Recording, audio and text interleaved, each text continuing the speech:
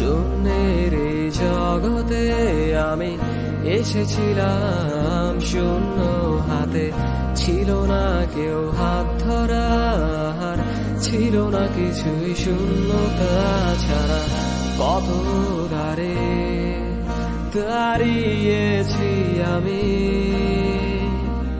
পাইনি কিছুই তিরস্কার ছাড়া।